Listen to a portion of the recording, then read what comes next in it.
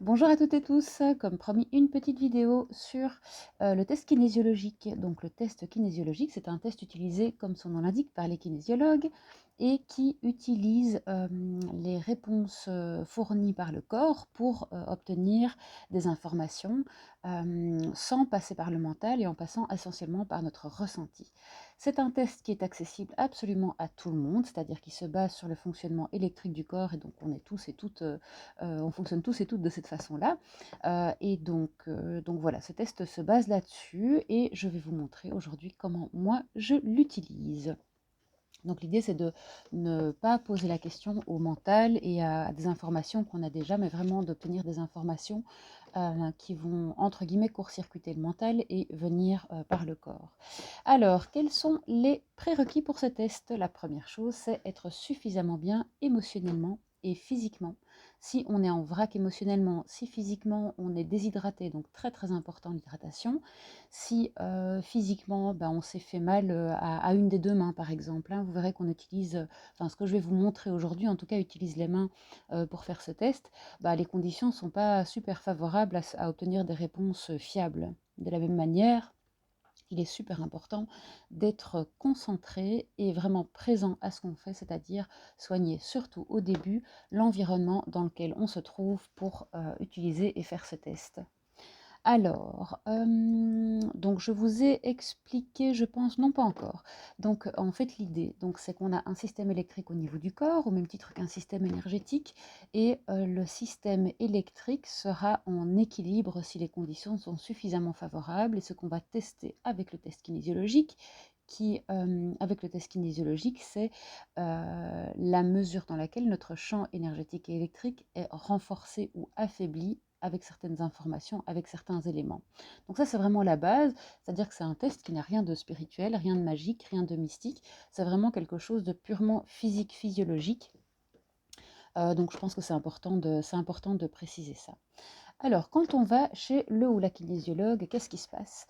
Je ne sais pas si vous y êtes déjà allé, mais globalement, ce qui se passe la plupart du temps, c'est qu'elle va vous demander de tendre le bras, elle ou il d'ailleurs, va vous demander de tendre le bras, et vous avez un gros plan sur ma jolie main, et donc ça, c'est votre bras en tant que patient, et donc ça, c'est la main du ou de la kinésiologue qui va venir pousser dessus en posant des questions, voir dans quelle mesure ça résiste ou ça ne résiste pas. Ok, donc ça, peut-être que vous l'avez déjà vécu. Et donc, c'est exactement la même chose qu'on va faire, sauf qu'on va se le faire à soi-même. Ok, il y a plusieurs façons de le faire. Aujourd'hui, je vais vous montrer une façon et vous en proposer plusieurs autres. Comme ça, vous allez pouvoir tester ce qui vous correspond le mieux, ce qui vous convient le mieux. L'idée étant que vous puissiez vous approprier les outils avec lesquels c'est le plus simple pour vous, quoi. Hein. Donc, l'idée, c'est qu'il y a un groupe musculaire, donc par exemple la main du ou de la kinésiologue ou la vôtre dans ce cas-ci, qui va exercer une pression sur un autre groupe musculaire qui va lui résister à la pression. D'accord? Donc en fait, ce qu'on ne voit pas quand je fais ça, c'est que cette main-ci, elle pousse et cette main-ci, elle résiste. Ok? Et la rencontre de ces deux forces équivalentes, d'accord, c'est très important, il n'y en a pas une qui pousse plus fort que l'autre, va constituer la base de notre test kinésiologique. Ok? Donc ça, c'est la base. Un groupe musculaire qui pousse, un groupe musculaire qui résiste, et à partir de là, on peut poser des questions. Donc ça, c'est l'idée. Donc je ne suis pas en train de pousser comme de manière acharnée. C'est pas du tout fatigant ce que je fais. C'est-à-dire qu'en fait, la main du dessus, elle est posée, plus une petite impulsion quand même. Et la main du dessous, elle va résister, mais c'est pas fatigant. Il ne faut pas pousser trop fort non plus. Et vous remarquez que je ne fais pas plusieurs petites pressions comme ça. Je reste stable. Ok, c'est une force continue. Ok, voilà. Donc ça, c'est la base. Alors, comment est-ce qu'on fait avec les doigts? Parce qu'on peut faire comme ça, donc ça c'est une possibilité. Moi je l'ai fait longtemps comme ça, c'était plus intuitivement plus simple pour moi. Peut-être aussi que mon corps se souvenait de mes séances en kinésiologie, donc intuitivement ça fonctionnait mieux. Maintenant il y a des façons un peu plus discrètes de faire aussi, donc je vais vous montrer une façon par exemple qui est plus discrète de pratiquer ce test. Ok, donc ce qu'on va faire, c'est on va prendre la main gauche si on est droitier ou droitière, et inversement la main droite si on est gaucher ou gauchère. Ok, donc ça c'est la base. Hop, moi, je suis droitière, donc je prends la main gauche, je vais rejoindre le petit doigt et le pouce de cette main-là, ok, de manière à obtenir un cercle, ok. Et donc là, ils sont en contact, mais je ne suis pas en train de pousser, c'est pas la peine, c'est pas là que va se tester la pression. Avec l'autre main, je prends l'index et le pouce, je les rejoins, mais c'est pas nécessaire spécialement de les rejoindre, et je vais les insérer dans mon anneau, ok. Alors, l'idée, ça va être que cette main-ci va ouvrir les doigts en essayant d'ouvrir le cercle. Ok? Ce que je vous invite à faire, donc, c'est déjà prendre la bonne position. Je ne sais pas si c'est très clair, ok? Et on va tester d'ouvrir ces doigts-ci, ok? Faire comme ça. Et forcément, ces doigts-ci vont soit s'écarter, soit résister, ok? Donc ça, c'est la première chose. Et trouver un équilibre satisfaisant entre les deux forces, ok, de manière à ce qu'il y ait un équilibre entre les forces qui poussent activement et les forces qui résistent, donc des deux groupes musculaires, ok. Donc ça, c'est l'idée de base. Ensuite, on va tester. On va poser des questions hyper évidentes, hyper simples, sans aucune ambiguïté, hein. L'idée, c'est d'avoir vraiment, de pouvoir vous approprier l'outil. Donc le challenge, là maintenant, c'est pas les questions, mais c'est l'outil, parce que les questions, c'est aussi un challenge, mais on le verra plus tard, ok. Donc l'outil, il est là, il est installé, ok. Et donc, par exemple, comme question évidente, je vais dire, je m'appelle Magali, ok. Magali, c'est mon prénom, pour les personnes qui ne le savent pas, c'est quand même important de le dire, ok. Donc voilà, par exemple, j'ai mon oreillette qui se fait la malle. Donc par exemple, je m'appelle Magali, et je regarde ce qui se passe, et là, ça résiste hyper bien, c'est-à-dire que j'augmente un peu la pression ici, ok, de manière à pousser un peu plus fort, et je vois ce qui se passe de l'autre côté. Est-ce que la force augmente aussi, ou est-ce qu'au contraire, ça lâche? Donc, on y va. Je m'appelle Magali, ça résiste. Ok? Vous voyez, on voit vraiment le mouvement des doigts. Je m'appelle Gertrude. Oups là, ça résiste pas du tout. Et moi, ça s'ouvre à ce point-là. Ok? Alors, parfois, selon les personnes, ça va s'ouvrir beaucoup moins. Ok?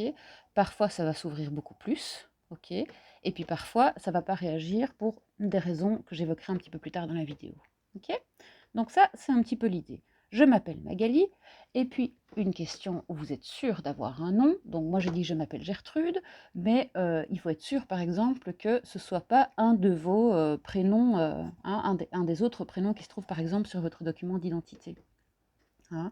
Donc ça, c'est tout l'art de poser des questions, et je vous assure que c'est un vrai casse-tête, presque plus que de faire ce petit truc-là, c'est de poser des vraies bonnes questions qui nous permettent d'avoir des réponses fiables. Ok?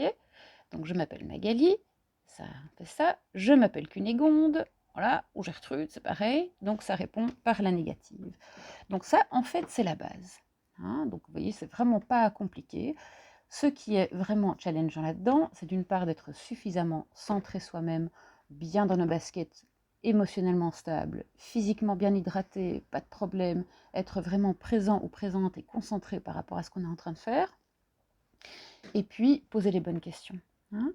Alors, parfois, donc ça c'est la base. Donc après, on essaye, on explore, on s'amuse. L'idée, c'est de ne pas se mettre la pression, sans jeu de mots. C'est pas se mettre la pression par rapport à l'utilisation de l'outil. C'est vraiment de jouer, d'explorer, d'apprendre à se connaître. Voilà. Et puis, toujours avoir un verre d'eau à côté de soi. D'ailleurs, moi, j'ai un petit peu de tisane, je vais en prendre un petit peu. Mais donc, toujours avoir un peu d'eau ou de quoi s'hydrater à côté de soi, parce que c'est vraiment super important. Comme vous le savez, l'électricité, elle circule grâce à l'eau. Hein. C'est un excellent conducteur d'électricité.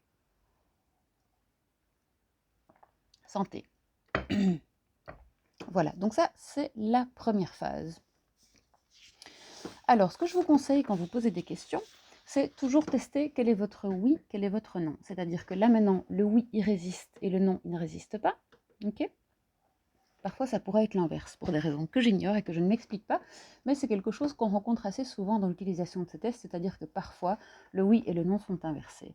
Donc, avant de commencer à poser des questions, posez une question évidente. Je m'appelle Magali, je m'appelle Gertrude. Bon, ben voilà, là, c'est bon. Et puis, comme ça, vous êtes sûr du oui et du non et de bien interpréter les réponses que votre corps vous envoie. Ok ? Alors, donc ça, c'est une première position. Une autre position, c'est la position du petit lapin, comme je l'appelle. Ok, et donc en fait, je ne sais pas ce que ça a de lapin, je ne sais pas pourquoi je l'appelle comme ça d'ailleurs, mais c'est pas grave. Donc, en fait, on a l'index qui est le groupe musculaire résistant, et le majeur qui va être le groupe musculaire qui stimule activement l'autre groupe musculaire. Ok, donc ça va faire comme ça. Ok, et donc, si l'index n'est pas tendu, c'est pas grave, on peut faire comme ça. On ne doit pas être hyper souple pour faire ce truc. Ok, et donc du coup, pareil, je m'appelle Magali, ça résiste. Je m'appelle Gertrude, ça lâche. Ok, donc ça c'est un petit peu l'idée. Quand on a un petit peu d'expérience et qu'on a envie d'être un peu plus discrète, quand on est par exemple au supermarché et qu'on est en train de faire les courses et de se demander qu'est-ce qui pourrait être adapté par rapport à ma santé aujourd'hui et maintenant, et qu'on pose des questions, plutôt que d'être comme ça dans le rayon, hein, on peut aussi, maintenant moi c'est ce que je fais, je tends les deux doigts et je sais qui fait quoi et ça me donne les réponses que j'attends. Okay, donc ça c'est une autre position des doigts. Troisième possibilité, c'est ce que j'ai montré tout au début, c'est-à-dire se faire à soi-même le test comme ça. Je m'appelle Magali, je m'appelle Gertrude, je m'appelle Magali, je m'appelle Gertrude. Ok, je suis désolée pour ce mantra un petit peu bizarre, mais l'idée c'est quand même ça. Ok, donc parfois les réponses sont très subtiles et quand on n'a pas encore appris à se connaître suffisamment, ça peut être intéressant de passer par une phase où on a vraiment des réponses plus claires, quoi. Enfin, je veux dire, plus facilement interprétables, on va dire. Ok. Alors, une autre façon de faire qu'on voit très souvent, c'est les doigts en anneau comme ça. Donc, des deux côtés, index pouce, l'un dans l'autre. Je m'appelle Magali, je m'appelle Gertrude. Et alors là, on voit, hop, hop, hop, hop, il y a un des groupes qui lâche. Ok. Et c'est toujours le même. Enfin, pour moi. Ok.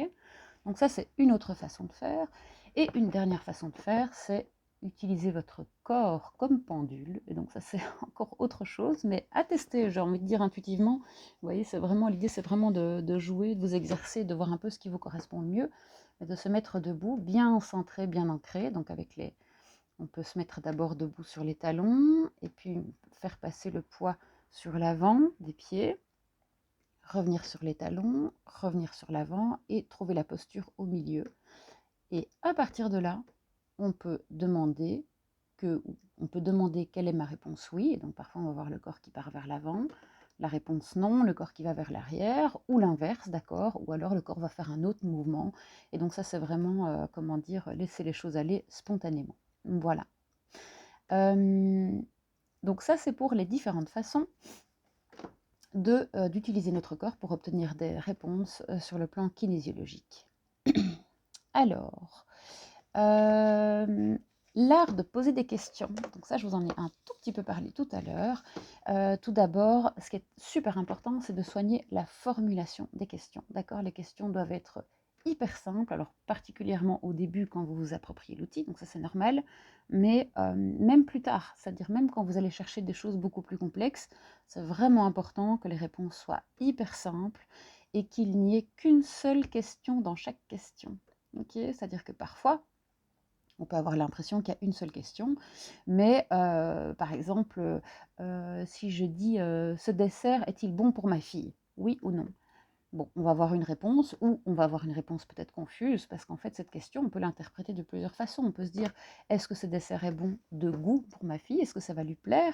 Ou est-ce que ce dessert est bon pour sa santé, adapté à sa santé? Vous voyez, parfois dans une question, il peut y avoir plusieurs questions, et donc il faut vraiment s'exercer, enfin il faut, j'en sais rien, en tout cas si vous avez envie de vous perfectionner dans cette technique-là, c'est important de se perfectionner dans l'art de formuler les questions. Okay, et quand on a une réponse floue à une question, la première chose à se poser, c'est c'était quoi ma question et est-ce qu'il n'y a pas moyen de la rendre plus claire et voir si ça donne une différence au niveau des résultats. Hein, voilà. Alors, ça c'est pour la partie un petit peu théorique et puis vous montrer un petit peu comment on fait. Alors, au niveau des exercices que vous pouvez faire à partir de ce qui a été transmis dans cette vidéo, il y en a plusieurs. Par exemple, quand on fait les courses, moi ça m'est arrivé beaucoup au début quand j'allais faire les courses, je me dis quel est l'aliment le plus adapté à ma santé aujourd'hui. Voilà, et puis je teste un petit peu ou je fais ma liste de courses. Parfois, c'est même pas au supermarché, c'est sur base de la liste de courses. On peut passer les éléments en revue et se dire bah, ça c'est adapté, ça c'est pas adapté, oui, non, oui, non. On peut aussi tester quels sont les vêtements dans lesquels je me sentirais mieux aujourd'hui, si on ne le ressent pas à soi-même ou qu'on a juste envie de tester le truc pour jouer, quoi. On peut tester aussi, et ça je trouve ça aussi assez intéressant, si notre champ énergétique change quand, par exemple, on va prendre un complément alimentaire ou une vitamine dans la main, d'accord? Donc on la fait rentrer dans notre champ énergétique, et puis on regarde si ça influence notre système électrique d'une manière ou d'une autre. Et ça permet aussi de voir qu'est-ce qui est particulièrement, qu'est-ce qui a une valeur ajoutée particulière par rapport à mes besoins d'aujourd'hui, qu'est-ce qui m'apporte vraiment quelque chose, quels sont peut-être les compléments alimentaires qui sont finalement moins efficaces. Et ça peut être la même chose avec des bijoux, hein, voilà, quel est le bijou qui va vraiment augmenter mon niveau vibratoire, ou en tout cas faire en sorte que je me sente, euh, comment dire, qui va m'aider à être dans une énergie fluide aujourd'hui. Voilà. Donc après, il n'y a pas de limite. Vous testez tout ce qui n'est pas dangereux. Vous pouvez tester autant que vous voulez. L'idée, c'est vraiment de, de jouer avec et de vous approprier l'outil qui vous correspond le mieux, puis tester les différentes positions de main, etc. Évidemment, les réponses que vous obtenez ne se substituent pas à l'avis d'un médecin. Moi, je vous déconseille fortement de l'utiliser pour faire un diagnostic quel qu'il soit. De même, je vous invite à garder un certain recul sur les réponses parce que, comme vous l'avez vu, comme j'ai dit au début, il peut y avoir comment dire, des choses qui influencent inconsciemment le résultat du test, et donc c'est pas du 100%, hein, c'est des indicateurs en fait, ce test. Ça permet de se diriger dans une direction ou dans une autre, et le plus souvent, quand on a vraiment besoin que les réponses soient fiables, on va croiser avec une autre source d'information de manière à être à peu près sûr, ou en tout cas augmenter au maximum les probabilités d'être sur le bon élément pour pouvoir faire évoluer les choses d'une manière ou d'une autre. Alors si au début les réponses sont pas claires, que c'est ambigu, un coup ça marche, un coup ça marche pas, c'est normal, hein, ça prend du temps de s'approprier l'outil, et plus on chipote, plus on joue, plus on s'exerce, mieux ça marche. Donc moi j'ai envie de vous dire, allez-y franco, surtout faites-vous plaisir. Dernière chose, si ça ne marche pas, parce que ça peut arriver que ça ne fonctionne pas, il y a plusieurs questions que vous pouvez vous poser. La première, c'est vérifier votre état actuel réel. Parfois, on se dit « Ah, je vais faire le test kinésiologique », et en réalité, on ne se sent pas spécialement super bien, mais on ne veut pas le voir parce qu'on s'était mis en tête qu'on allait faire ce test kinésiologique. Bon, c'est une hypothèse, d'accord?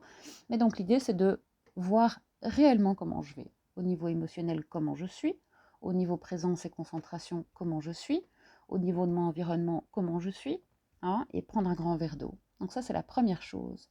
La deuxième chose que vous pouvez vérifier, c'est est-ce que j'ai bien pris le temps?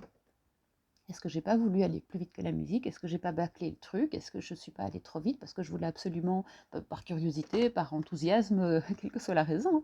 Mais est-ce que ça vaudrait pas la peine de ralentir un petit peu pour voir si ça change quelque chose au niveau des résultats?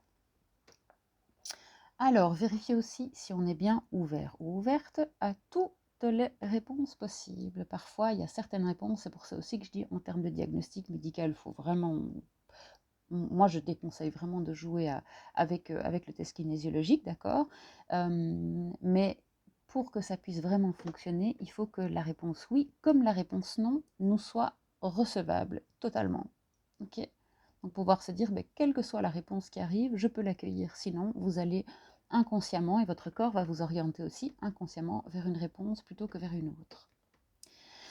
Alors, au niveau physique, ce qui peut aider, c'est peut-être de poser les avant-bras sur la table de manière à détendre tous les groupes musculaires autour du groupe musculaire concerné. Ça peut permettre d'être plus détendu autour et donc plus focalisé au niveau du test qu'on essaye d'effectuer. On peut aussi, je vous disais, prendre la main gauche si on est droitier ou droitière, et inversement, on peut changer. Vous voyez, parfois, ça se peut aussi tout à fait que l'autre main soit plus adaptée pour vous. J'ai envie de vous dire, essayez. Donc essayez les différentes positions de main telles que je vous les ai montrées, par exemple. Observez aussi, parfois les réponses sont plus subtiles que ce à quoi on s'attend, d'accord? Et donc j'ai envie de vous dire, réessayez le test, mais en étant vraiment comme si c'était la première fois que vous le faisiez, vous voyez, sans attente aucune par rapport à la réaction du corps. Ok. Donc, c'est-à-dire que peut-être que chez vous, par exemple, le non, ça va être ça, quoi. Vous voyez, j'en sais rien, hein. Mais ça va être peut-être beaucoup moins clair que chez d'autres personnes, simplement parce que chez vous, c'est plus subtil. Et donc, ouvrez-vous à votre ressenti, laissez encore un peu plus votre corps gérer le truc, et puis vous allez voir ce que ça donne. Donc ça, c'est à tester aussi, hein. Si vous êtes déjà avancé dans l'utilisation de l'outil, que vous avez déjà passé pas mal d'étapes et que tout roule pour vous et que tout à coup ça ne marche plus, posez-vous la question peut-être de revenir à des questions plus basiques, plus simples, pour être sûr que ce ne soit pas un problème de question. Donc vous nettoyez énergétiquement si ça ne marche pas. Peut-être que vous êtes parasité, que vous avez, je sais pas moi, attrapé des parasitages énergétiques et que du coup ça peut valoir la peine de faire un grand nettoyage énergétique avant de faire le test.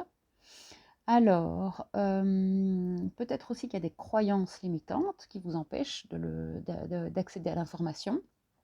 Ça peut pas marcher, chez moi ça marchera jamais, hem, c'est n'importe quoi. Enfin voilà, on a tous et toutes, des croyances limitantes qui traînent et peut-être qu'il y en a une qui vous empêche d'être suffisamment spontané dans l'utilisation de cet outil pour que ça puisse, fonctionner, hein. Alors savoir que parfois une non-réponse est une réponse, c'est-à-dire quand on a une réponse ambiguë, ça peut être, oui et non. Par exemple, tout à l'heure: «Est-ce que ce gâteau est bon pour ma fille?» Peut-être qu'à ce moment-là, vous aurez une réponse pas très claire, quoi. Ça veut dire qu'il faut reformuler un peu, rediviser la question, ou que simplement la réponse à votre question, c'est ni oui ni non. En fait, les 2 sont possibles, voilà, hein. Alors 2 autres possibilités, c'est d'une part faire une pause, hein, OK, donc c'est, parfois, on a trop chipoté ou, on a trop, on n'a plus suffisamment la tête à ça, ou parfois c'est simplement pas le bon moment, hein. C'est-à-dire je viens de ramener les enfants de l'école, ils ont fini de goûter, ils sont en train de faire le devoir, mais moi je suis encore imprégnée de cette énergie de stress, de course contre la montre, etc. Peut-être que c'est simplement pas le moment, d'accord, et que c'est mieux d'essayer, après avoir fait une bonne pause, après un peu de cohérence cardiaque ou quelque chose, ou un autre jour, tout simplement, un jour du week-end, un jour où, voilà, où vous êtes vraiment tranquille et que ce sera peut-être le bon jour pour vous tester par rapport à ça. Voilà. Bon, en tout cas, j'espère que cette vidéo vous aura permis d'avoir les bases, hein, pour utiliser cet outil que moi je trouve absolument super pour communiquer avec soi-même sans utiliser le mental, ou aussi, et donc ça ce sera sûrement l'objet d'un autre épisode ou d'une autre vidéo, mais pouvoir l'utiliser avec des personnes qui n'ont pas la parole, par exemple les très jeunes enfants, par exemple les animaux, et puis selon vos croyances, l'utiliser pour communiquer avec des âmes, avec des anges gardiens. Enfin voilà, hein, ça dépend un petit peu des systèmes de croyances de tout un chacun, mais déjà rien que pour l'utiliser pour communiquer avec vous-même de cœur à cœur, c'est-à-dire sans passer par le mental, mais en étant vraiment centré sur votre ressenti, c'est un outil super intéressant en termes d'évolution, d'information et de comprendre aussi son fonctionnement personnel. Voilà, je vous souhaite une très très bonne journée, après-midi, soirée, je ne sais pas quand vous regarderez cette vidéo, et puis à bientôt.